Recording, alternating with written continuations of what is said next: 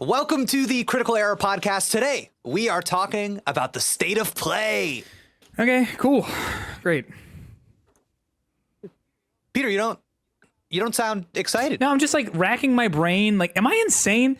Didn't we already do this episode? A critical error is an error which the OS cannot reasonably ignore. Jake Steinberg is a streamer, writer, and certified yapper. Complimentary. Peter Hunt Szpytek is a YouTuber, journalist, and certified yapper. Derogatory. These are the things they cannot reasonably ignore. Before the state of play yesterday, you, me, and our friend Christian Macias in a group chat were texting each other about how excited and enthusiastic we were for the games that were going to be shown. And we all had this kind of embarrassing moment where we were all separately to each other going, guys, I know we like to complain about the PlayStation games, but I think that they can put together a pretty good showcase. And behold, the showcase comes together, it lands, and I think all three of us were pretty profoundly disappointed with Sony's effort yesterday as of the time of recording. And I think we've kind of done these episodes of Critical Error in the past, as we alluded to in the opening of this episode, about kind of the sameness between these PlayStation games, the kind of sequelitis they find themselves deploying. And I think that now a little bit of a different question has fallen in front of us. One that I think is worth examining today as we go through some of the state of play announcements. And that question is, of course, is it us? Maybe it's us. Never even considered. It could be me. Maybe it's us. Maybe we are the problem. Yeah. And now we have to face this. And we're gonna go on this little journey with our viewers, with our listeners. I hope they'll let us know how they are feeling in the comments below, because we simply need to take a close look at some of these games being shown, maybe identify why we are lacking enthusiasm for them at this particular point of time, and then return to this question again. Is it us? Is it us? Because maybe it's us. It's possible, right? I think that what I want to get across, and I think you alluded to this as well in your intro here, is that we come into these things with like open hearts and open minds. You know, I wanted to like this. I do like showcases. We've done episodes, I believe, in the past about how these showcases do bring this sort of sense of excitement and sense of like community to gaming that kind of doesn't happen at other intervals. And so when there's like, you know, we are sitting on the edge of all of this Summer Game Fest stuff coming, all of these showcases, all of these announcements and whatever else. And the first one was the state of play. And it's exciting because PlayStation makes pretty good games, has made pretty good games. We've sort of become a little disillusioned to them in the recent years, but at the end of the day, it is exciting to know that, hey, there's going to be some announcements. And then you and Christian were watching it live. I was about an hour behind, and I'm sort of keeping up with the group chat as you guys are texting about it. And I'm starting to get this sinking feeling because I know that your tastes align with mine for the most part. I know that Christian's tastes align with mine. And after finishing the showcase, I could have not had a more opposite reaction to what it seems like the reaction was online. I agree. And I think that I think a couple of things to keep in mind as kind of people who are more trying to, I think, more situate ourselves as critics than we are enthusiasts and fans. I think that is maybe a place where we can start identifying where that difference takes hold.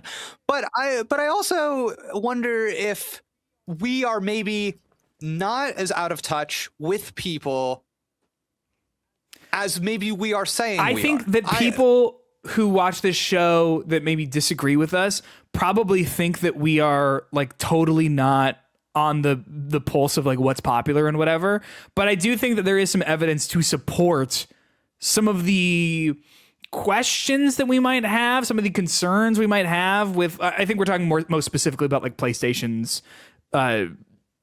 suite of games that are coming out over the next year or so, which we saw at this state of play. But yeah, I think that there's data to back up the fact that us being maybe cautious about it and a little like maybe lukewarm on it is how other people are feeling as well. They might just not be saying it.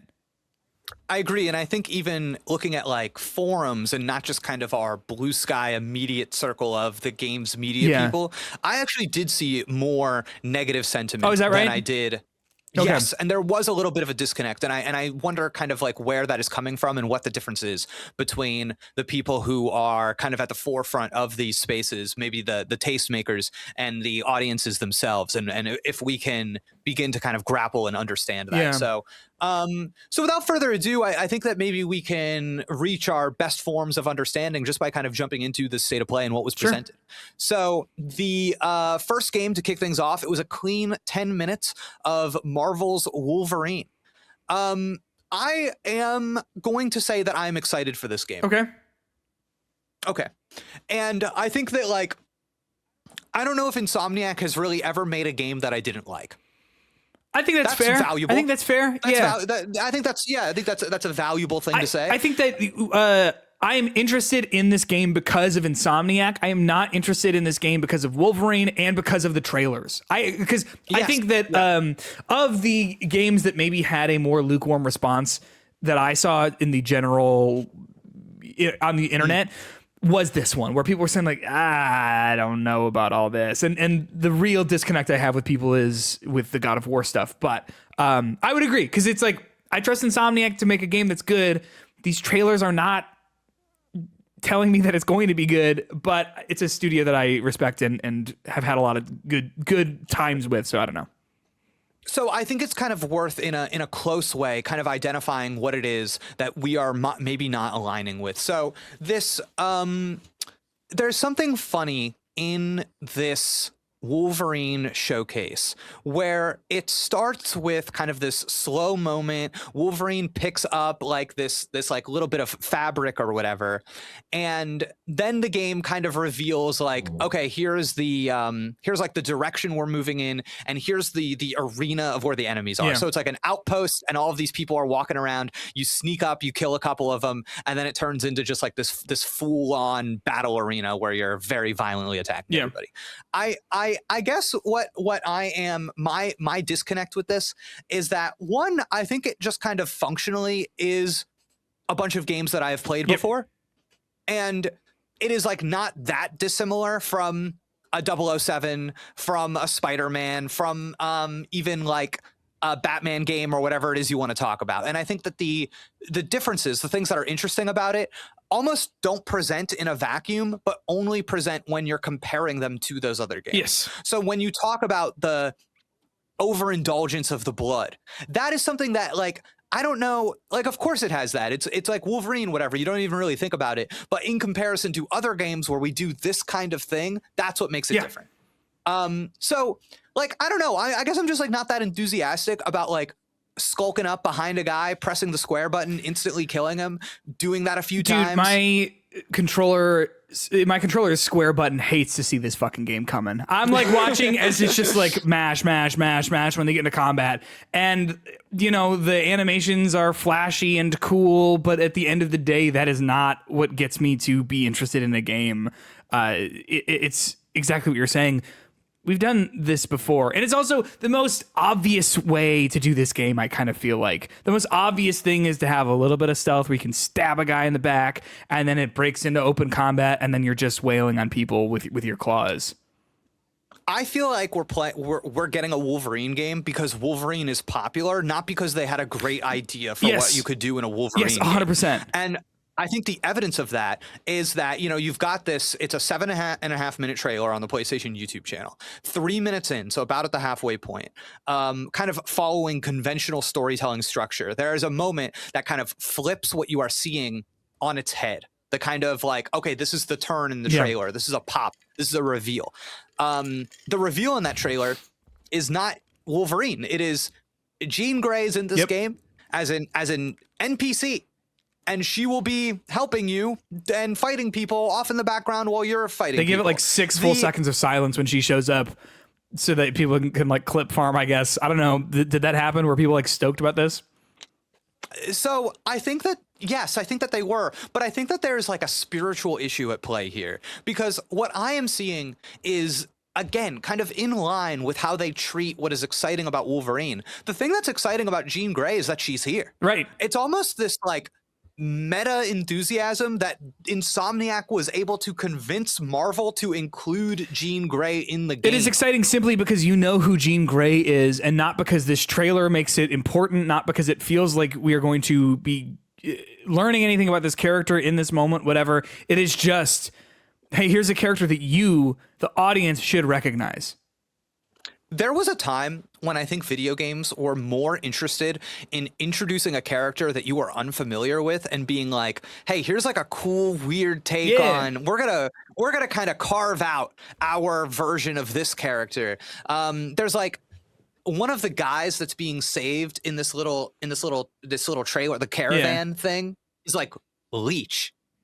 And I like that Leech he's a little green guy. Is that the little guy who had like no nose kind of? Yeah. I was watching this trailer, and on the Discord, the second he showed up, I typed in all caps, Leech! I was like, wow, Leech is in the game. And I almost was like, I think that there's like a better version of this trailer that instead of using Jean Grey, it's like Leech has to help you in the battle. Like that to me invokes something more imaginative than like Jean Grey just kind of like filling the spot of you're playing an action game and somebody is also helping Imagine you. A video game where two superheroes are fighting together. Like, all right, well... And then this version of Jean Grey is just controls Jesse Faden. Yeah, so that was also kind of interesting because I knew it was Jean Grey because of the like I just know that that's who that character is, but I was also like, am I wrong? Because I don't think that the trailer does a great job like introducing her, right? Do they say her name? Well, Wolverine goes, hey, Red, or something like that, and that's and we kind of all understand what that is. So I don't know, it's almost like this version of, I'm gonna use the term fan service, that I think is like completely uninterested in breeding a desire or a fulfillment of anything out of the game itself, and is only instead like you know what it is? We're giving you what you want. So I think that everyone is trying to recreate across all mediums is trying to recreate the moment that people had in movie theaters when Captain America picks up the hammer in Avengers Endgame, where people were like on their feet, like, what? Oh my gosh. And the thing that I think people forget about that moment is that it was earned, right? He didn't just pick that up because he wanted to, like, that was a story beat that was sort of like earned, right? Okay. And so with this, it's kind of surprising that you are just supposed to be excited because they're telling you to be excited. It's not earned. It's not like you're not like getting anything for from like learning what is going on here and it being excited because a thing happened that was like paid off. It's just like, here's this character and you should know this character. Yes. And then I think the stuff that doesn't call as much attention to it is like almost exceedingly generic and boring in a way that I don't like. It's like Wolverine is on the back of this car and he fights like this kind of generic big guy enemy, and then he beats him. And then the interesting part of the game where he kind of cuts all these metal tubes and they all come flying out. Then he's under the car and he has the hook and he makes the car float. That's all cutscene. And I feel like we've like given in to this version, because I know that there's this person out there listening who is like, but the flashy combat, it's doing what it needs to do. And this is where I would say that maybe there's like a difference between like the fan and the critic, because I just have to have a standard that's higher than that. I have to have a standard that is higher than me going, yeah, that's Wolverine. Because the only reaction I can imagine to this trailer is somebody going, whoa, that looked awesome. Like that's the only reaction. Yes, 100%. What are you supposed to grab onto there? What are we to learn from this? Yeah, sorry, go on.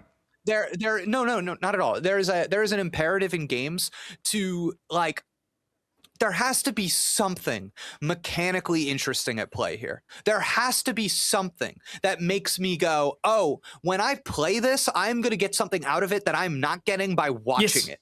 And man, I just do not get that sense watching this. I feel like I'm getting everything by seeing it happen. It feels like it's a very narrow cone of vision about what is possible. And so much of it is just like, listen, you can have great games where you're just pressing square, but there's something unimaginative here. There's something where like I almost feel like they could have, in making a game that I think is concerned with its mass appeal, that has stopped them from taking a big swing with like Wolverine's gameplay. I saw a suggestion somebody put online the other day that like they wished that this game was turn-based.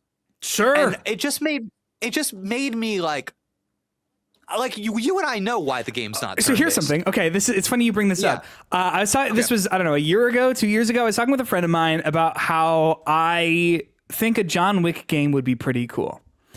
But I was like, but I don't think that what I want out of a John Wick game is what everyone else would want out of a John Wick game. Because I think when I say I would love a John Wick game, people are like, okay, cool. So like a third person shooter and like hand to hand combat kind of thing. And I'm like, no, because that's not what makes John Wick cool. John Wick is like highly skilled in a way that I am not.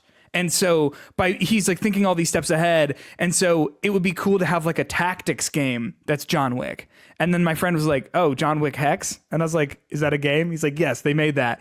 And it's like this game that is not particularly popular that I think most people who want a John Wick game would not play because it is not doing the most obvious mass appeal thing for how you would think that you might engage with this character, because he's a guy who shoots guns and punches people. That's what those movies are. But at the end of the day, that's not what makes him interesting, is the simple fact that he shoots guns and punches people.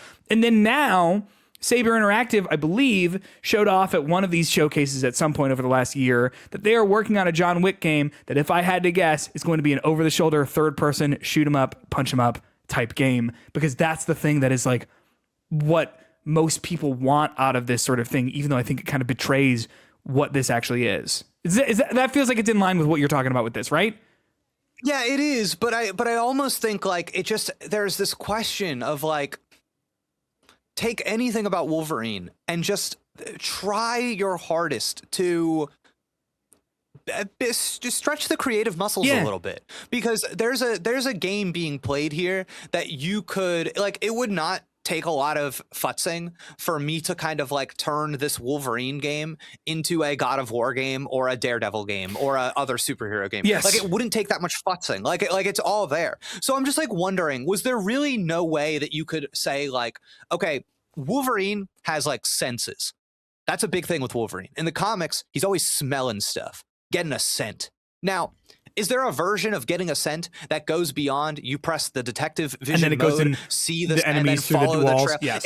Is there anything else we could do with that? Could Wolverine maybe like tell which one of these guys standing guard is like getting nervous by their sweat and things like that? Cool. And then maybe there's you know what I mean? There's a deployment of that gameplay system there. Is there something? So one of the things I liked in this trailer was that there's a part where he gets fucking slammed by a shotgun and he has to like heal. But it looks like it's just, there's like nothing, like it's just a response. It's like you got hurt, so you have to heal. Yeah. And I was thinking to myself, I was like, okay, so what is like a creative deployment of a regeneration as a concept? And I almost feel like you could create a version of combat that is built around getting hurt. Yes. And the idea of you are intentionally sacrificing some of your own health or like body parts or whatever, because that's what the situation requires. I think I remember at the beginning of Logan where he's fighting those guys and they're trying to rob him and they point their gun at his limo and he's like, not the fucking car. And he like jumps in front of it and he takes the shot for the limo. Yes. And like, that's kind of something, right? Like, that's an interesting sort of dynamic there where what if you are using your health as a resource? Okay. Yeah. How many games do you find that there's like there's a floor and it's all electric and you have to figure out how to get across it, right? And it's like, okay, some games in like a Batman game, maybe you have to sneak around and then you find the control panel and you turn it off. And then maybe in a Spider-Man game, you figure out, oh, okay, I'm going to go through this. I'm going to put this web this way, whatever. How funny would it be if this gameplay demo, it started up with like, hey, here's like a little puzzle. And the answer was that you just needed to go through it and like sacrifice your health.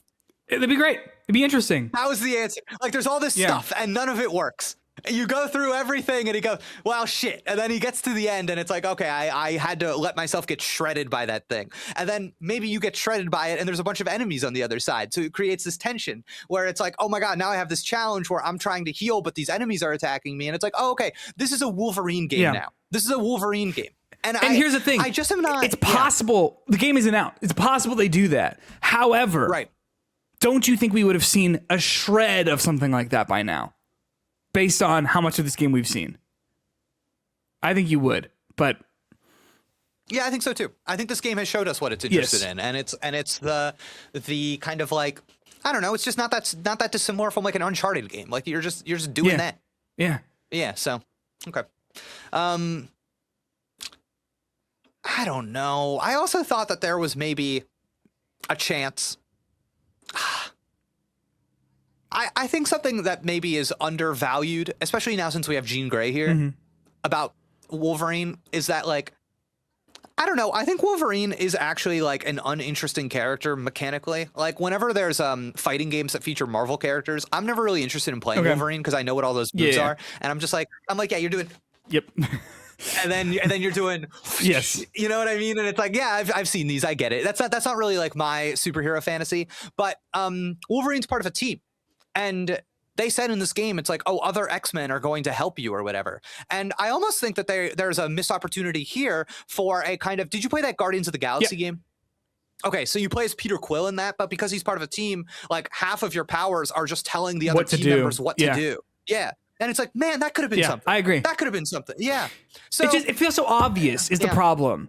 And when like I look at this and I'm kind of unenthused, it's because it's just like, when you say imagine a Wolverine game, I'm like, okay, I'm imagining what I think they're gonna do with it, and they're like, "We made exactly that." And you're like, "Oh, it's nothing else." What's that? I would have said my Wolverine game. I would have dropped Hades, and I would have said there. What? Oh, sure, yeah. He's a great character for a roguelike, right? Getting his memory reset all the time. Can't die. Or new moves, power up, get little, whatever. Yeah, I think that would have been cool. I agree. So it's a bummer. I also think that point of view for Wolverine, actually, there's something there too, with the kind of jump in between, I also think that one of the selling points it feels like for this game is they're like, I mean, he's like, it's the combat's visceral, right? And I think that after the first trailer we saw for this game, I think that the shock of what the game, like how visceral, how graphic this combat is going to be is over. I think it's over. How'd that blood hit you? How'd that blood hit you? It's irrelevant. Agreed. Irrelevant. It's a candy. It's like a Mortal Kombat game. It's almost humorous. No, that's the thing. And the first trailer that we saw where he puts the claws up through the guy's like under the chin and coming out his face. All right, that's it. We're not going to see anything more than that. And I'm sure we will, right? I'm sure they do other stuff with it. But after you see that, you're like, okay, cool. Got it. All of this is irrelevant now. It reminds me of, I think I've told this story on the pod before. I got to do a hands-off preview of Assassin's Creed Shadows, and I'm in this room with like, I don't know, like 50 people or so, and they do this big finisher with that big like hammer weapon, and everyone goes like, oh, the first time that Yasuke, I think his name was, does it. And then he does it 4 more times in the combat encounter, and it's dead silent in the room. And so like that's the same thing where it's just you'll see the first time you go like shit, and then that's it. So here's my question: is it us? Because where I think ultimately what this discussion illuminated for me is that Wolverine's, so many characters in action games can punch and slash and lunge and counterattack, but like I think for me, Wolverine's distinctive traits, immortality, his because he's so old, like the memory, the healing, the survival, not for me, it's like those are the traits that I need to see hit on in this game. And I think that, and I guess like when I'm asking this question, is it us? Is there something to the fact that like, no, Jake, that Wolverine that you see in Marvel vs. Capcom, where he's doing this and like lunging between the enemies and doing that, should I simply be satisfied that Wolverine is being translated into the image of Marvel Spider-Man, into all like, is that like, is it me? Are my expectations misplaced? So I think that's the thing, is he's saying like to be simply satisfied. And I don't think so. I don't think it is wrong to ask for a little bit more from art. I think watching as a company does the most expected easy thing to communicate these stories, I don't think it's wrong for us to ask for more, because they've done that. We've seen this, and it's not exciting. It's not new. It is the exact same thing. I'm beginning to think that maybe people who cover games and people who talk about games critically should think more of video game developers. I think that we are maybe too satisfied to see the thing that we imagine in our heads well rendered. Yeah. Because it's, like, I think that there is probably some incredible talent working at these studios that have better ideas than this. And I know that for a fact. Lucas Pope, developer of Papers, Please, Return to the Obra Dinn, whatever that one thing he did on the Playdate was, worked at Naughty Dog. He worked on Uncharted 1 and 2, I think, maybe also 3. Whoa. And then he quit and became a solo dev. And I'm not saying that those Uncharted games are bad, but I am saying that he created something that I think is significantly more interesting in a game about bureaucratic like paperwork. That's interesting. And that comes out of these studios. And I think that it is a shame that we expect all of these incredibly talented artists, designers, whatever you want to call them, developers, and all we expect from them is, well, it's a third-person action game where Wolverine lunges at people with his claws. Some of these games too, I think, had this at one point. The way that Returnal reimagines the kind of bullet hell game. The way that I would say even God of War 2018 and how that reimagined kind of the classic God of War combat. I think sometimes in remembering that game, we undervalue how sick that axe was. Oh, God, we got so used to it. Peter. Yes, I remember when it came out that everyone was like, you can throw that and it is gone. And you can move and run forever. And then when you call it back, it will come to you. Yeah. And that animation where it does it towards the camera, it's like, oh, it's so nice. Oh, it's so nice. And there was a time that we were doing this. We were saying, what does this allow us to do for the video game? And and we're just getting further and further away from it. So can we talk about the next game? Yeah, please. Are we doing the entire showcase or just the hits? We're gonna these will be quicker. Okay. So the next game was Marvel took on Fighting Souls. Does it hit you in any sort of way that we go from a Marvel game to a Marvel game? Is that irrelevant? I mean, of course it does, in the sense that like video games. It used to be that like these sort of like licensed IP games used to not be very good, or not all of them. Obviously, like Marvel vs. Capcom has been like is a storied series and whatever. But like the fact that so much stuff is like third-party IP, whatever. I don't know. I'm not I'm not gonna play this game. I'm not a fighting game guy. So whatever. But yeah, there is something about, okay, cool. More Marvel stuff is here. And Insomniac, when they're done with Wolverine, they're working on X-Men. They're working on Marvel stuff forever. So I guess this is just a mainstay of these sorts of showcases at this point. But yeah. Yeah, I like this trailer. Yeah. I'm excited for Marvel Tokon. My favorite part is about halfway into the trailer. Again, that midpoint. They're showing the Green Goblin is in this game. Goblin D's nuts, as they say. And it's a blink and you miss it moment, but I like it quite a lot. Where the Green Goblin, he has this kind of like goofy fighting stance where he's really low to the ground. He like kind of like looks weird. Okay. He's like really hunched over. And Spider-Man does like his normal jab, and it just doesn't hit the Green Goblin. I will say, in this trailer, I was like, all right, we got to be easier on my boy Spider-Man. Every single villain was attacking him all at once. Like, whoa, no. Yeah, he's going on. Yeah, there was some like fighting game stuff in here that I thought was cool. I wonder sometimes how this hits other people. That's kind of why I led with that question, because it's like, I am going to love this game. Yeah. So, you know, for me, what this game did was that it gave the showcase a little bit of a pop of color, which I was desperate for. I agree. I completely agree. Yeah. Rayman Legends Retold was the next game. So this was, I would say, maybe the only like light game of the showcase. It was something that was like fun and friendly and not so like not so heavy. Yeah. Not so heavy. Yeah. I think this looks awesome. I don't know. I've played these games before. It's a remake. Yeah.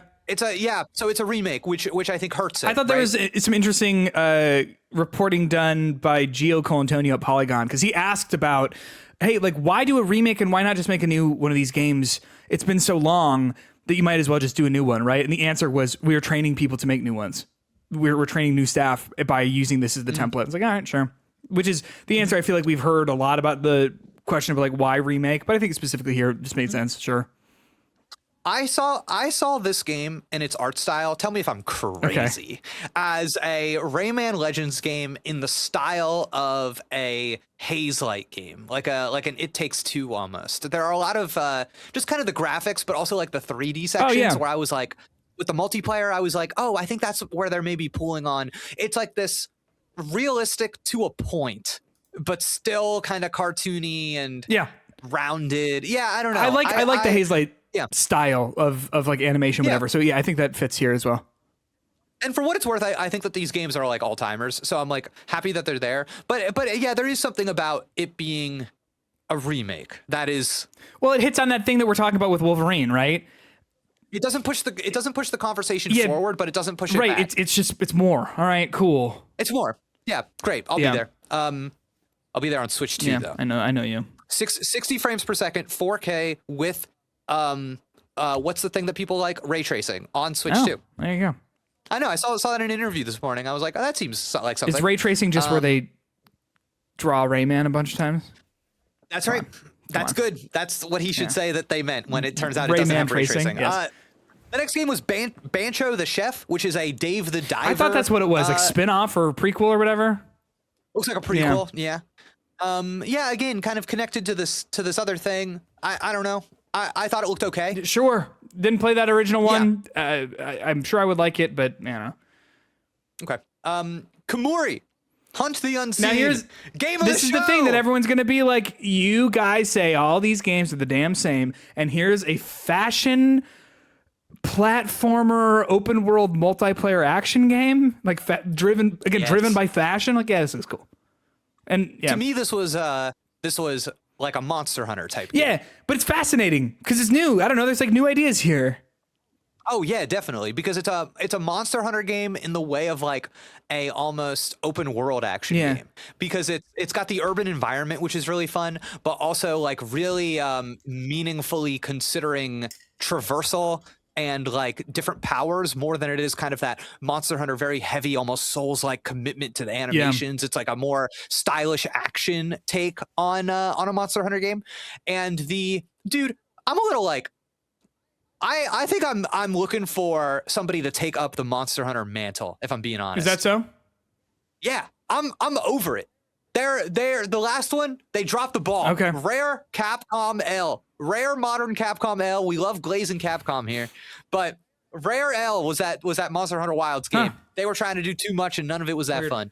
And I think part of it for me is that I'm over these hyper realistic dinosaurs and creatures. I think they've lost me. So change it up, make something that is not that. Like, and that's what I think this is, because it's this kind of weird what do they call them? Yokai? Was that the name of yokai, the spirits, whatever. That's cool. It's a new take. I think that's fresh. It's cool. Yeah, I mean, listen, you've got people flying, you've got people running up buildings, you've got a guy who's like a frog and he's using his tongue to swing around. I knew you'd like that frog. You know I'm going to be that frog guy. I knew you'd like that frog. That frog guy, I got dibs on that you frog guy. You literally texted us, that guy's, calling dibs on it. Dibs on the frog. Dibs on the frog. Yeah, I got to be the frog. But yeah, no, this was great. And I think that this was this is, of course, directed by the protege of Shinji Mikami. Yes, I'm forgetting her name. And she's the girl who goes spooky, right? And that girl, lady, woman. Yeah, that's right. Yeah. So, yeah, really excited for this one. I think that's going to be fun. I also like this new trend of the multiplayer games being 3-player. Me too, because I think, you know what it is? I think that's the right number. I think that everyone's like, all right, we got to give Peter, Jake, and Christian something to do. All right, they gave us High Guard and then it disappeared. So then it's like, well, what else can we give them? How about this fashion game? Like, sure. So you keep saying the fashion game, and for people that might have missed, I read in the PR later that, so you know how in Monster Hunter you defeat an enemy and then you use their parts to build new stuff? Yeah. And like when you get like a new sword or whatever, you still have the same moveset. It's just kind of the attributes. So in this game, it's what they say is that you form contracts with the yokai that you defeat, and then you wear their powers as possession apparel. It's so cool. It changes. Yeah, so it changes your appearance, your movement, and your combat abilities. And that is such great, because I love when a game just says this is a great way to do future updates. Yeah. It's like, oh, not only do you get a new thing to fight, you get a new way to play. That's awesome. And it's like very really easy fun to imagine what new content will be by just adding new layers to this. 2027. I'll be there. Okay, great. Our next game was Tomb Raider Legacy of Atlantis. I mean, it's, we're talking Uncharted. Obviously, Tomb Raider did Uncharted before Uncharted, but now I think what is interesting is those recent Tomb Raider games, the trilogy, felt like Tomb Raider through the lens of Uncharted, which is silly because Uncharted was already like Indiana Jones through the lens of Tomb Raider. I'm sorry. Not to take away from Tomb Raider's part in this conversation, but briefly returning to our question of, is it us? I didn't really see people popping for Kamuri. No one's online. popping for Kamuri. What's going on, It's Peter? us is the problem. Why? It's us. It's us. Do people not think that Kamuri is it because it's like, is it because it's a multiplayer game and people want single player games? Yeah, Is because that you're it? not shooting guns at stuff, and because it's not. No, that can't be. Don't It tell me is. that. It Don't is. You tell ever me see that thing No. that's like, it's like people when the game trailer doesn't have balls or guns in it. And it's like if it's not FIFA or Call of Duty, and it's just like, yes, that's why, Jake. All right. That's why, because you can make the sickest game ever, and people don't care unless it's something they know. All right, thank you. The chat comments, of course. Let me know. Is it us? Okay, back to this Tomb Raider game. I'm gonna address the elephant in the room. I'm sorry, I have to be the one to do this. I was hoping it would be you. I see now that I must pick up this. Please pick it up. Is this Lara Croft design not a little regressive? Is it not regressive, everyone? Is it? Or can we be serious? Of course it is. Can I? Do you happen to have the trailer pulled up? In front I do of you? not. I can though. Okay, I would like you to go to 24 seconds into this Tomb Raider Legacy of Atlantis release date trailer. I'm going to go through this podcast, and this is going to be a rare Critical Error podcast that has significant video footage. Oh my gosh. Okay. Yes. So what you said 24 seconds?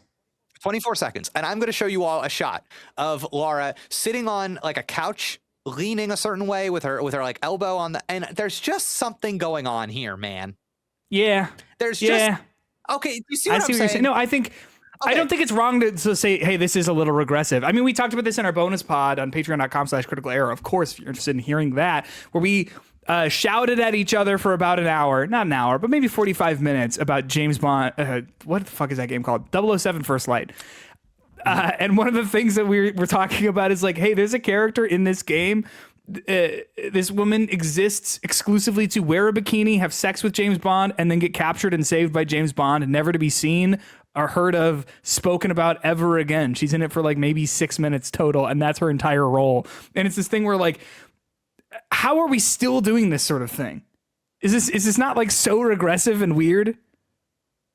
There's just a tinge of like the yassified face. Oh yeah, yes. There is just a tinge of that. I actually think that the rest of it is okay. But it's some of the heavy makeup, lighting, I don't know. There's something about this that feels odd to me. No, I 100% agree. I think that there is something, I've felt this way about these Tomb Raider trailers, that there is something a little like regressive about them. And I mean, I guess, of course, these are just trailers, so we don't know what the full game is, of course, but like my immediate reaction to these is like, Because here's my thing. Lara Croft.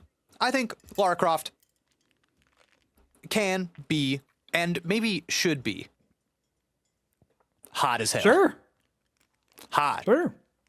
Okay? In the same way that, like, when I play a James Bond game, my expectation is that people should be throwing them. Men, women, everyone should just be throwing themselves at James Bond. I think James Bond, 007 First Light, if I may, could be maybe like a little hotter. Just like a little.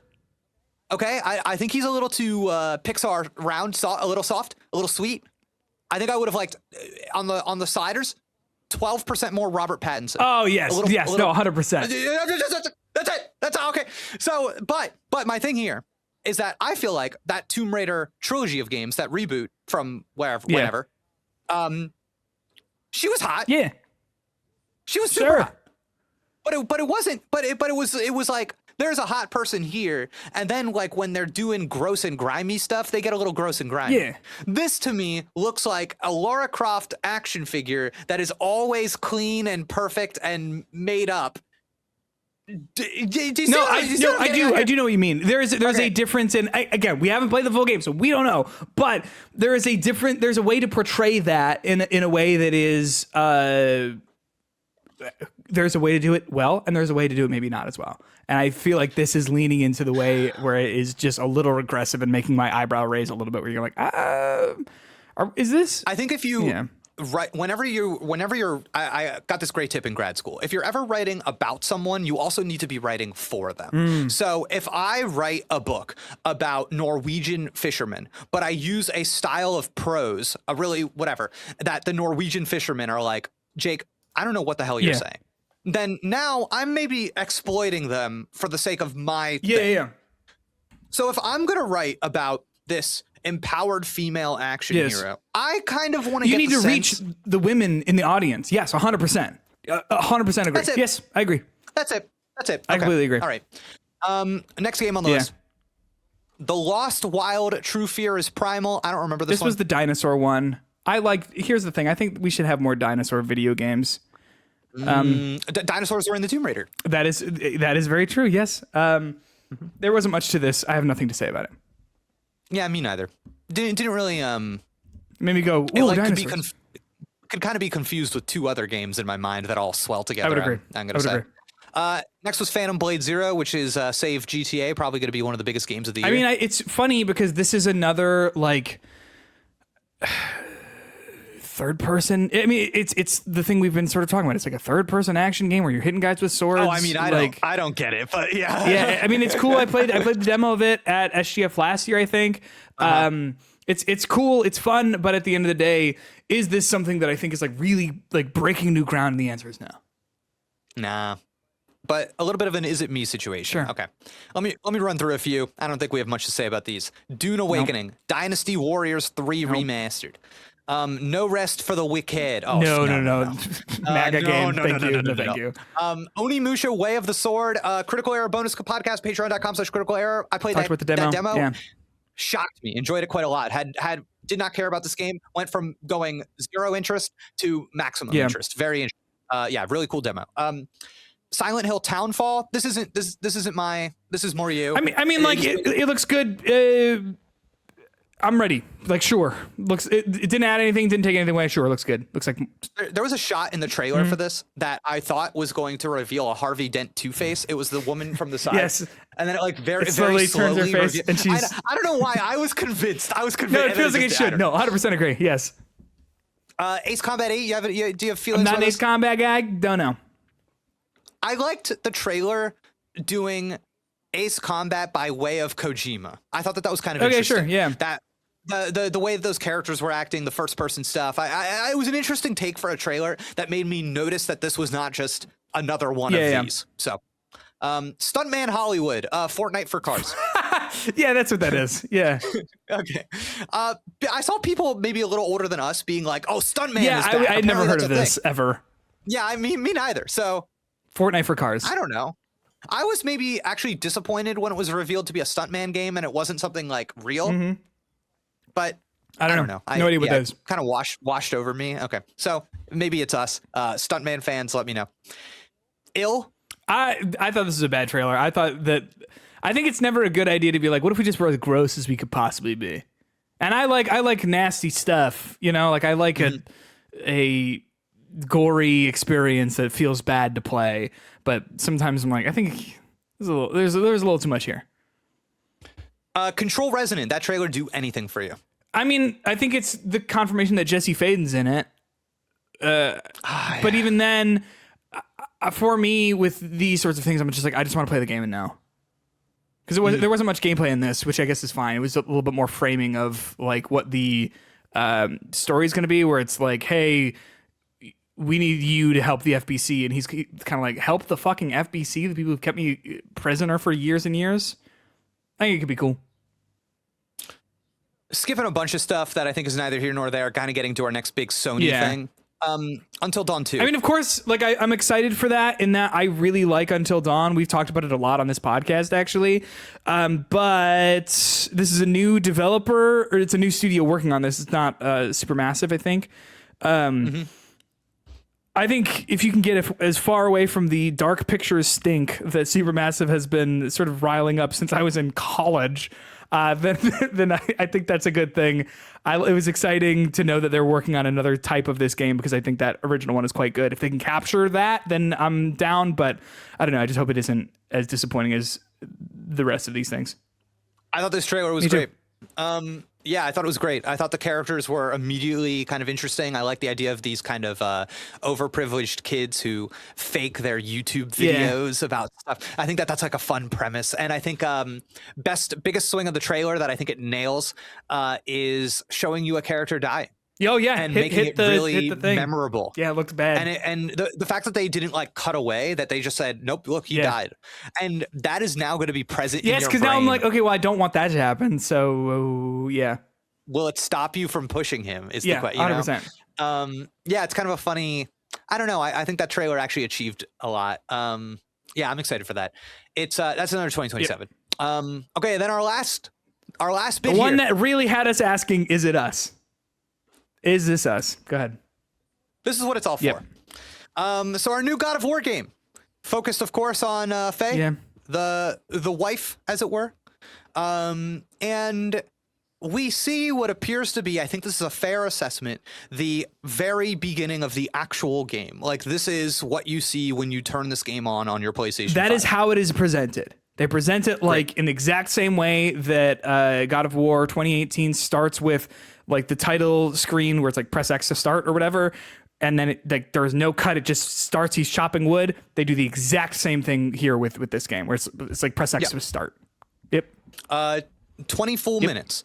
No cuts in the game from what I can tell. Just this is the first 20 minutes of the game.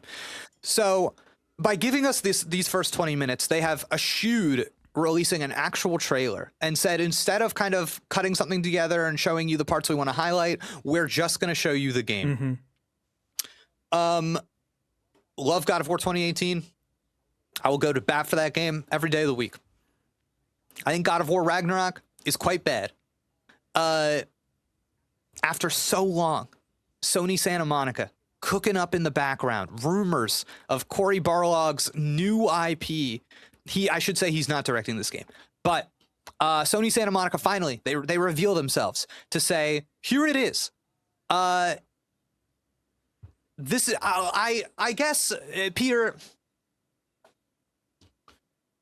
I'm disappointed by how similar this game is to other God of War games. I cannot possibly imagine thinking like, oh, we're actually gonna make a game about Kratos's late wife. And I guess what happens to her after she dies, because of course this is the world of mythology where death is not the end of your life.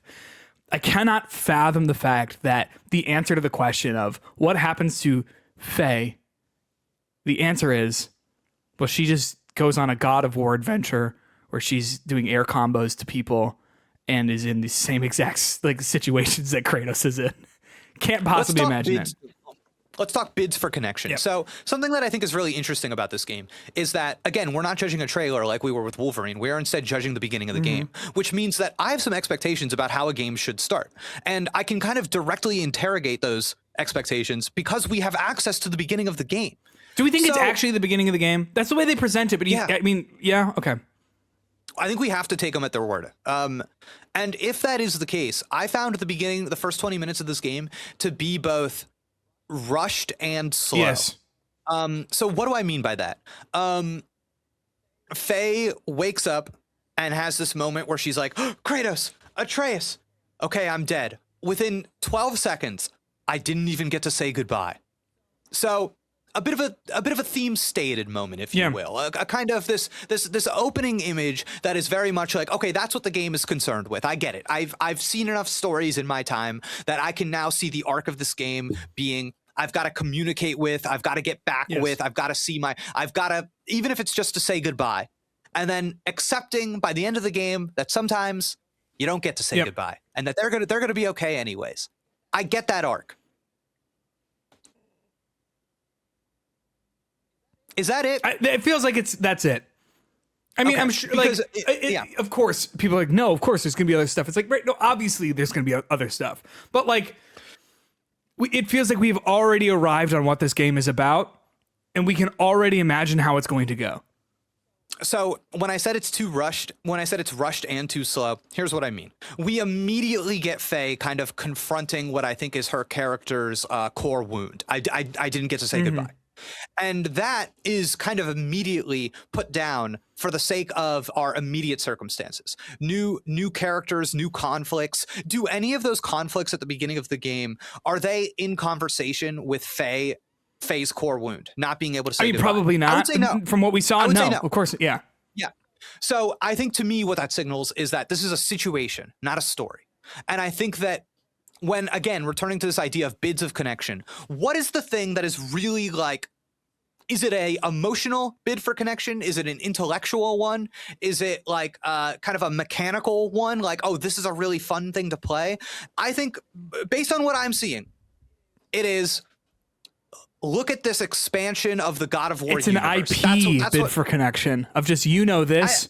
Kratos is in it, and when he's in it for 0.5 seconds, they do the ba ba ba for 1 second, and then he's gone. And it's like, yeah, they played the song just in case you forgot that this is about Kratos and his family. When Faye is jolted alive, the first things she says are the name is Kratos and Atreus, and I get it. You can justify why that would be the case for the character, but I do think that it is this reminder that almost all of the power of this game is being imported and projected from your experiences with the previous games. And like, what is actually being built up here that is compelling in its own right, and is it even compelling with that stuff being imported? I don't know. And this is a shame too, because I have not played any of the previous God of War games other than the God of War 2018 and Ragnarok. Really? Yes, never. I didn't know that. Wow, interesting. And so in playing 2018, that is a game that you do not is in conversation with the old games, certainly, but is its in a big way central premise, is it required reading? The answer is no. They've done this before. They figured out how to do this stuff. That is a game about parenting. It is a game about overcoming who you were to be who you can be. Point. They've done it before. What a great point. That opening 20 minutes of God of War 2018, I'm sure unrelated to him getting whatever. And here's the thing. What do people remember? Is that the thing that people really remember about that game? No, they remember going and getting the Chaos Blades and being like, I am not your monster anymore, or whatever. Oh wait, I've got a sound. Wait. Hold on. I never used this. Ready? Yep. Boy. There you go. Good. Yeah. But kind of what I'm speaking to in terms of the situation and the story, right? This is a Vivian Gornick classic writing thing. She has a famous book, The Situation in the Story. The situation was what happened. The story is what the writer understands about what happened. And so like she would say that the situation is the context and the circumstances, while the story is the emotional, intellectual or moral movement that is created through the engagement with those circumstances. So a lot of people have a situation, fewer people have a story. Like if the situation is my dad is dead, the story is what I learned about myself through grief. Yeah. If the situation is I'm moving across the country, the story is reinvention is impossible, you know? So I think like if you were to watch the first 20 minutes of God of War 2018, you would find that the story is like interlocked, is like permeating through every minute of that opening 20 minutes, because it doesn't immediately launch into the Baldur stuff. No, it's like it's about the absence of this woman that was sort of like a dam between him and his son. And then now that she's gone, it's like we're intermingled. Like, what do we do?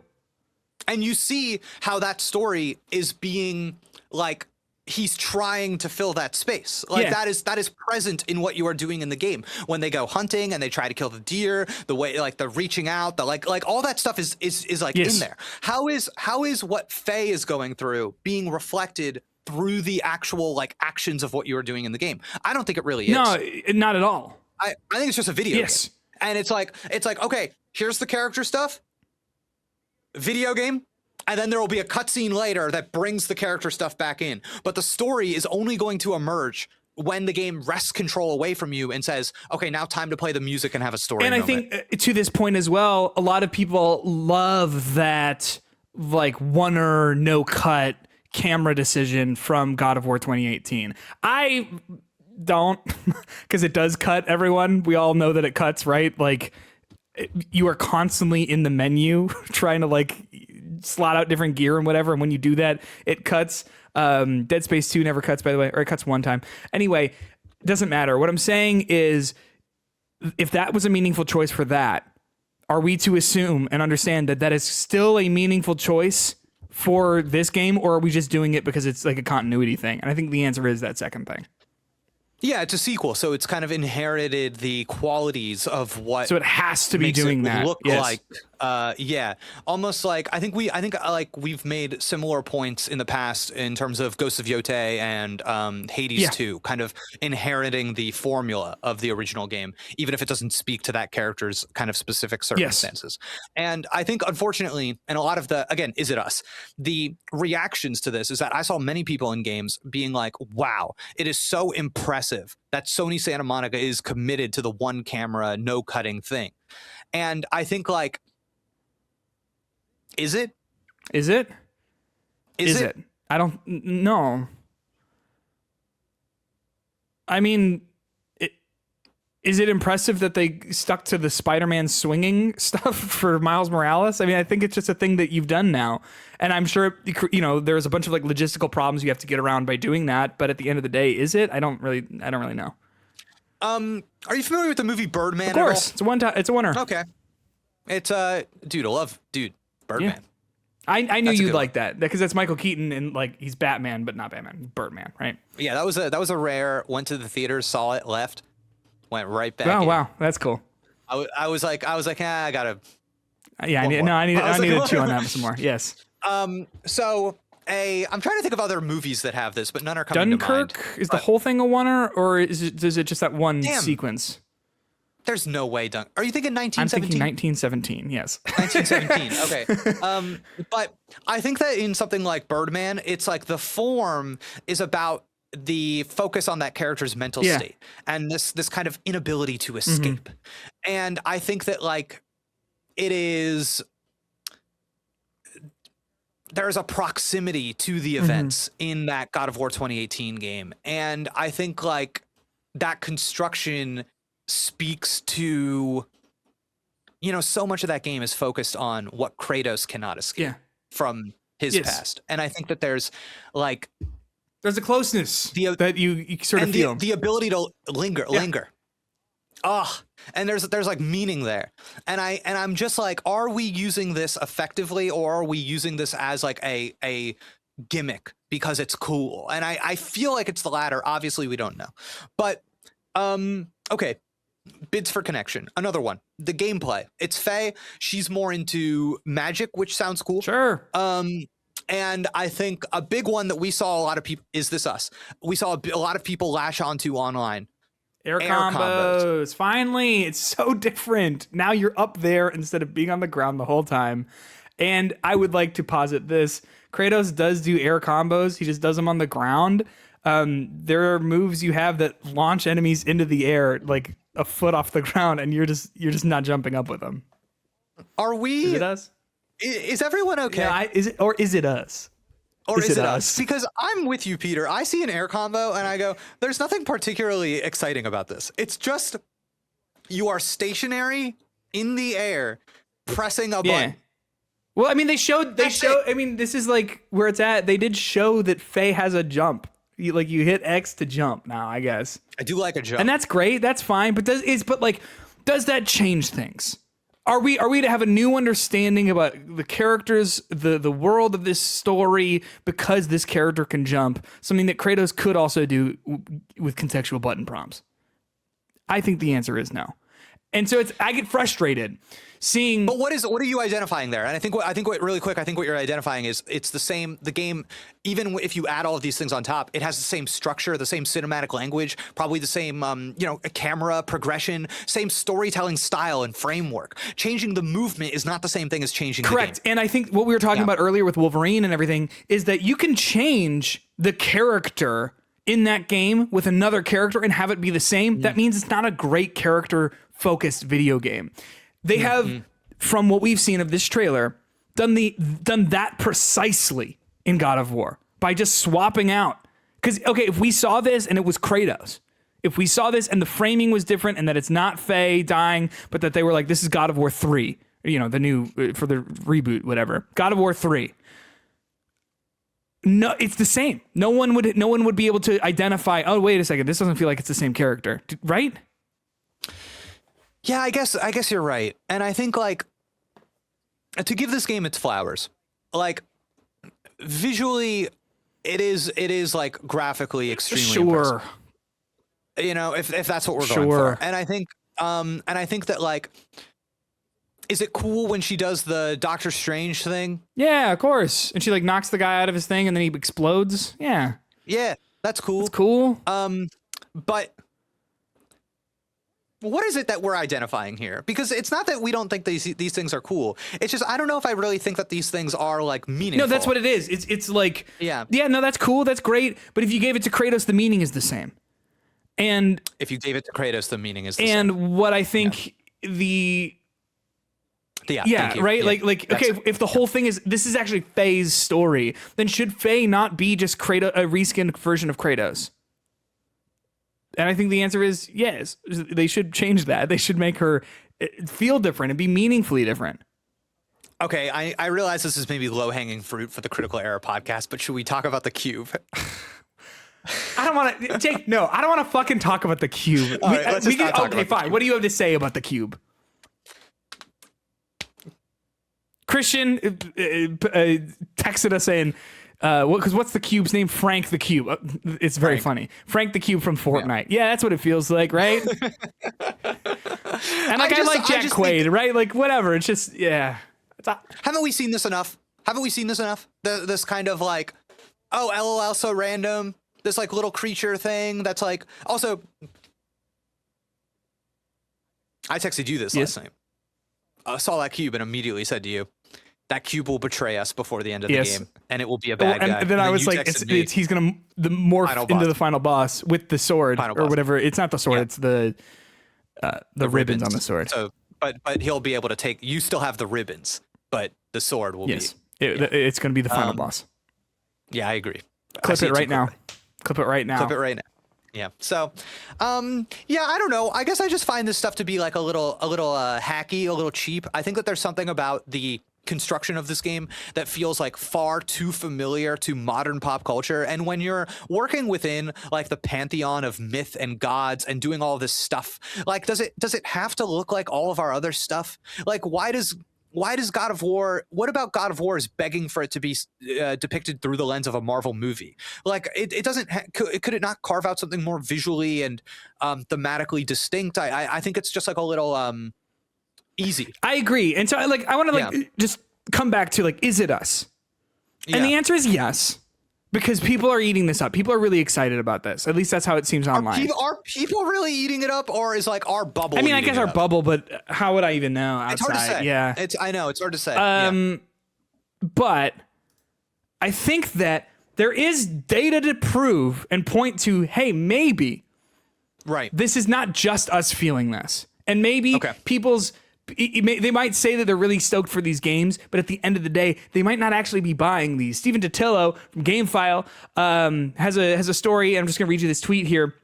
Sony's been selling millions fewer first-party games developed and or published almost every year since 2020. On the eve of a new state of play, it's clear Sony could use more hit. Growth in third-party game sales does not appear to be to blame.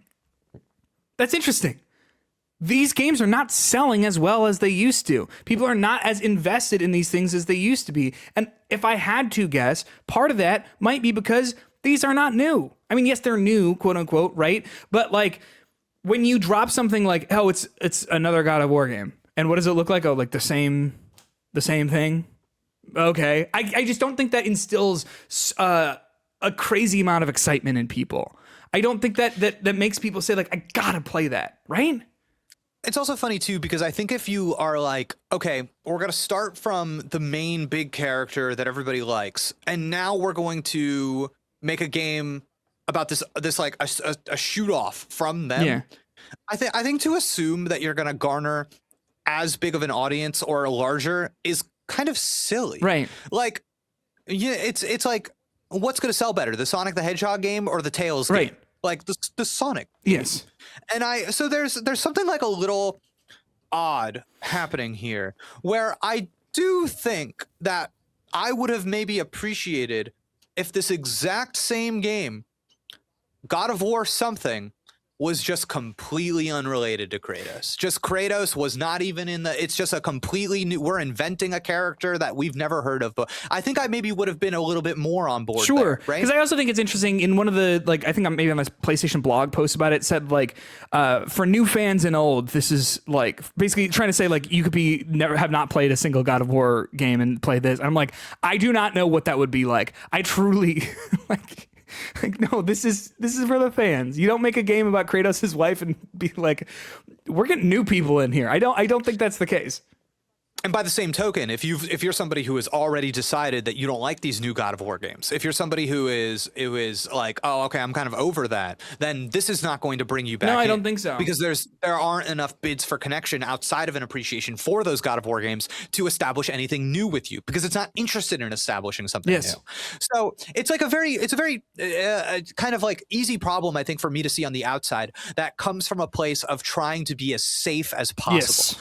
And something that I have been kind of exploring in my own video game citizenship as of late is that I've been kind of going back to older games. I've been playing on my AYN Thor. I got myself a PS3 so that I could go back to some of these forgotten PlayStation games, play a little Sly Cooper, play a little Infamous, PlayStation All-Stars Battle Royale, favorite game of all time. My favorite game. And I'm doing this because I think like the stuff that's coming out of PlayStation has like left me yearning for something that they used to do. You know, so I have to something go back. We were talking about this week earlier this week is like, okay, every studio that was like a PlayStation first party studio kind of reinvented what it was doing every console cycle. You know, Naughty Dog was doing Crash Bandicoot, then they were doing Jack and Daxter, then they were doing Uncharted, and then now we're sort of in this era, and all Sucker Punch did the same thing. Like all of these studios did this, and then now we're in this era where there is not a clean break for these studios, where they're not able to sort of throw their hands up and say, we're doing something totally different. And I think part of that is because of development costs and time and what is expected from these studios, that they need to fit together in this like sizzle reel PlayStation Studios logo that starts whenever you load up one of these games. They all need to fit together so that they all appeal to the same type of gamer. And that's not true across the board, right? Is the person who's that's because an important thing there is because they are all, because of the kind of external pressures, trying to appeal to the most common denominator. So like I think Ratchet and Clank implicitly is a more it demands creativity in a way that maybe a Spider-Man game does not. There's something more video game focused in a Ratchet and Clank because you can't lean on the cinematic attributes of the Spider-Man IP. So we don't have a visual language for Ratchet and Clank outside of video games. So you can kind of see how a lot of these PlayStation studios have, I think, been pushed into pursuing the most common denominator, which has made this game that I think, while the most basic video game player, the person who buys 1 or 2 games a year, might really enjoy, they might love that game, that's not necessarily us. That's not necessarily, we're different than that person, right? We have different needs from that person. And it's like, maybe if you're only playing one, if you're only picking up a 007, if you're only picking up a Ghost of Yotei or Horizon, if you're only picking up one of these, then maybe it does feel like that's enough. Right? Yeah, of course. But when we're out here playing all these games, because it's like it's driving me crazy. Driving me crazy that it feels like we've just decided, oh, this is what video games are, because without the ability to even distinguish whether or not they are good. Of course, everyone is allowed to have their own opinion on things, but we had, like I said, like a 45-minute shouting match where we were both agreeing with each other about 007 First Light in our bonus podcast. And I think it's the frustrating thing about it is that we've all just decided that if it looks like this, then it is good. And we cannot get past that. It's so frustrating. It's so frustrating to know exactly how this game is going to score and exactly how reviews are going to sound about it. I'm sick of seeing games and knowing what all the buttons do. Yeah. Yes. And you know what's funny too? Remember seeing Marvel Spider-Man for the first time? Yeah. Electric. Yeah. Electric. And then now we just know. And it's like Insomniac died for these games. Like they're like, it's like, oh, bro. It's funny too, because like, remember earlier this year, what was that game? The Suda 5-1 game. I can see him so clearly. Romeo's a dead man. I can see him so clearly. Yep. A lot of people said like, oh, it's such a weird game. It's such an odd game. It's such a bizarre game. And it's like, what? All right, let's start here. What does the triangle button do? You know, like is that heavy attack? Because if it's heavy attack, then we can maybe say that maybe it's not actually that bizarre and weird. You want to talk about something that is kind of strange. Now, but when I say like strange, I just mean like not the ordinary. Something like a Kunitsugami Path of the Goddess. That is a game where if you showed me the controller and told me what the game was, I'd be like, I don't know what all these buttons are going to be doing. Oh yeah, I'm like during the tutorials, I'm paying attention instead of going like, got it. Yeah. I got it. Yeah. Mm-hmm. Right? Yeah. Maybe. I mean, or is it us? Or maybe it's us. You know who it actually is? Yeah. What's that? I would like you to tell me about them. I think it's actually the members of the Critical Error Nation. These are, of course, the people supporting us on patreon.com/critical error. The $5 and up members are getting our weekly bonus episodes. We've been doing them for almost a year now. Going to SGF, we're going to have some fun bonus content from there. Really excited. Also, it's because of the generosity of the Critical Error Nation that we're able to go to Summer Game Fest and help pay people to help us make the stuff that we're going to be making.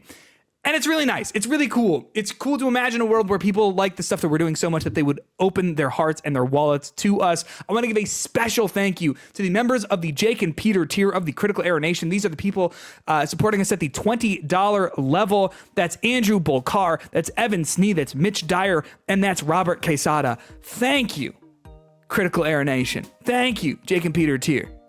Truly means so much. Goddamn. But then, of course, at the Critical Error royalty level, every week we honor these names with a sound, and sometimes I put the names on the screen. I did that last week. That was something. It's good.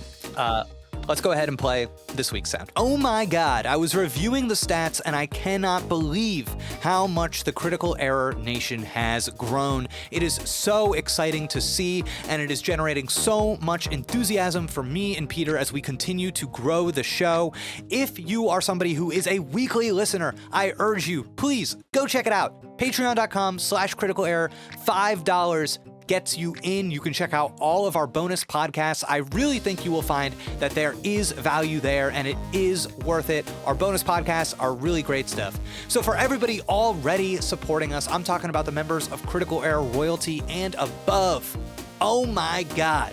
So many of you have been here for the longest time since the beginning. It is a pleasure to read your names every week. Thank you so much for your support. Andrew Bolkar, Ansel Trait, Evan Snee, Mitch Dyer, Mayro, Robert Quesada, Connor Truelove, Danny Disaster, James Pierre Reed, Jacob Richter, Jared Cousineau, Cold Ramen Greg, Cole, Kale Chow Shin, Pinky Oats, Thick Dick Mystic, Alex Sims, Non-Existent Murley, Luis Aguasiva, Robotzi, Taylor Rio, and that's it, baby. Lovely, Jake. Just lovely. Peter, with Summer Games Fest on the horizon, I would like to present to you my Summer Games Fest wish list. Oh, is that what this is? That's what okay. An interesting episode of this podcast. We very rarely read lists. It's very like, where we just like go down the list of like, here's the things that happen. All right, yeah, let's hear your predictions. Yeah, okay. Or your wish list, excuse me. My wish list. I am filled with hope surrounding Summer Game Fest. The first thing I would like, I would appreciate it if somebody were to announce a platform fighter. The absence of Smash Brothers has left a power vacuum in the ecosystem desperate to be addressed.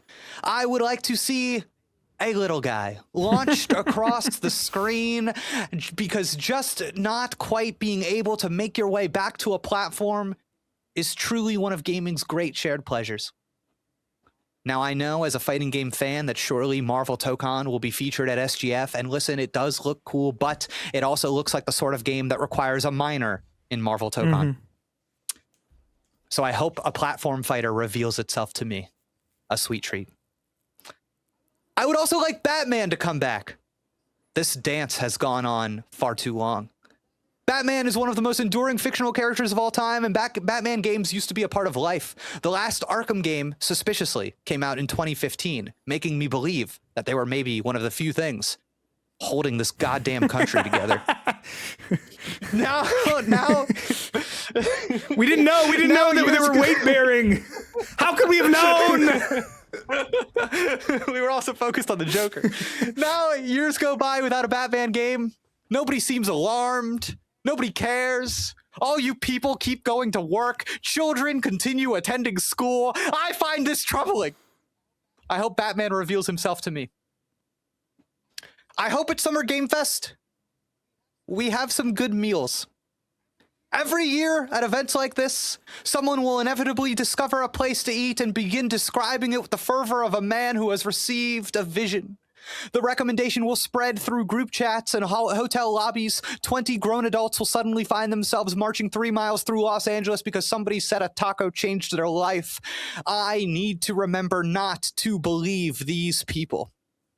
Still, a man can dream. I would like meals that leave me feeling good and energized. I would like to remain, as Peter says, laser tag ready. I hope a photograph of Chip reveals itself to me at Summer Game Fest. At some point, my wife will text me a picture of my dog. This is among one of the most reliable forces in the universe. The photo could depict anything. Chip sleeping, Chip sitting, Chip staring at a shoe with deep suspicion.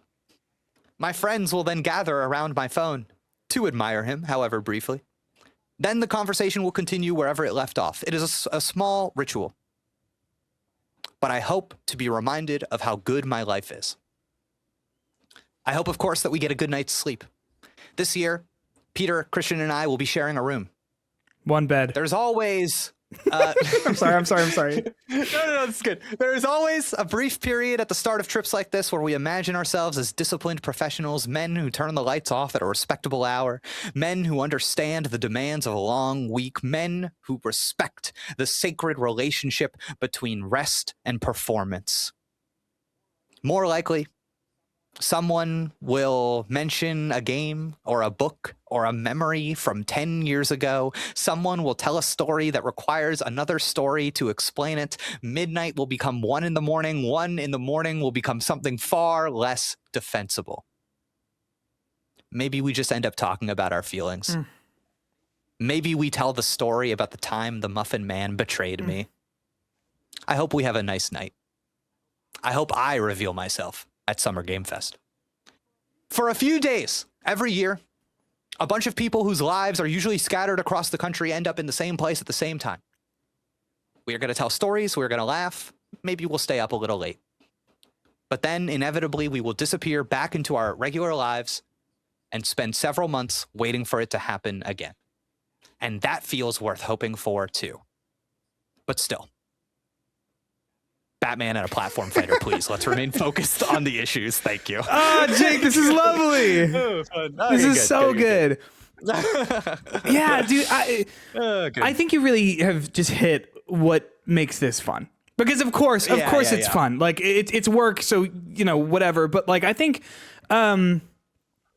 people forget that these are also fun to go to. I know like people love to like roll their eyes and be like, oh, I gotta travel for work and whatever. But there is like yes, you're at work for sure for some of the day, and you have to like figure out like what content you're working on or writing and whatever. But there is such a sense of like, yeah, but you get to see people, and seeing people is so nice. It's so nice. And as like so much like bullshit like permeates like games media of people sometimes get like a little snippy with each other online, whatever. I think that like actually being in the same room with people is just like such a nice way to be like, oh, like you're like a reminder, like you're a person and I'm a person. And so we can like find some sort of like, maybe we'll stop at that Euro truck that stops by the SGF food court lobby area, I keep telling myself 2 things in the lead up to SGF because to be transparent, I've had some anxiety. I've also had some anxiety. I've had some anxiety and mostly social anxiety. That's where I'm at with it. Yeah, and I would say 2 things I'm keeping in mind. 1, above all else, my prerogative above all else is to have a good time. Love that. That is what that is my prerogative. Number 2, the last time I was at one of these game events, somebody who didn't know me very well made a comment to me that I'm going to keep in my mind for the next week. Which is, they said to me that I was somebody who was in a social setting, like a party or whatever, they found to be like quite intimidating. because it gave off the impression that I was maybe like socially talented in a way, okay. like very like so comfortable in a way that made them think about how uncomfortable they were. And that is not how I actually feel at any of these things. But I think the reason why I'm keeping that in mind is that I think that that quality that I have is both a power and a responsibility. Because I think that one, it's a power, meaning I could kind of maybe use that in a way to protect myself at the cost of my relationships with others. But it's also a responsibility in that I have to remember that that is how I come across. And I need to, you know, use that wisely and take care of others in addition to myself. I find I was very grateful at the first gaming event I ever went to. Moises Tavares, if he's watching. I walked in to a party at the Giant Bomb offices. This is back when, or it was the Fandom offices at that time. I walked in, not really knowing what to expect, and there, standing there, was like everyone that I admired in games media, right? All like hanging out and talking. And I am sure I look like a deer in headlights because I'm like, I never met anyone before. This was like the first time I was meeting people from games. And it's like, oh, and it's all these people who I respect and admire. And Moises came up to me. He's a freelance writer. And he came up to me and he said, he's like, you look like you need some help. And I was like, I do. Yes. And he was such a nice, wonderful first person to talk to. And he was like, let's get you some, you know, like, let's get you settled a little bit. It's great. Yeah. I remember how that felt. And sometimes I will be at these events and I will look over and see someone who's like feeling that way as well. Where it's just like, they walk in and it's like, oh, fuck. Because I feel that way all the time. But it's like, listen, I don't know you, but I'm friendly. So come on over, let's talk. And then we can get you where you want to go and talk to whoever you want to talk to. So I love that. I think that's a wonderful goal to have. And I think maybe I'll try and do the same. Yeah. So I hope we have a good time. Me too. I think something I need to remind myself is that like the work part of it, to be completely honest, is not that serious. Not that serious. It's not We're that gonna serious. do it, and it's gonna be good. We're gonna do our best. We're gonna put our best foot forward. If things go wrong, if there are surprises, just let it move through it. 100%. 100% agree. So have a good time. That's the prerogative. All right. A bit of a long one today. Went a little over, but yeah. Hey, it's kind of like the end of school, right? Like we're about to be on summer vacation. Is it embarrassing? Peter, let me ask you this. Is it embarrassing to talk this extensively about trailers and a video game showcase? Is that we don't typically go there on the Critical Error podcast. We're typically, you know, having these more meta conversations. And I think that like, so now my question extends to, is it us? Should I not feel embarrassed talking about this stuff? So I think the answer to your question lies a little bit in a problem that we've begun identifying about like kind of games media as a whole. And or not games media, but like maybe just gaming culture in general. And that so much stuff is so cyclical, right? How we are feeling about these trailers is exactly how we felt at the last State of Play.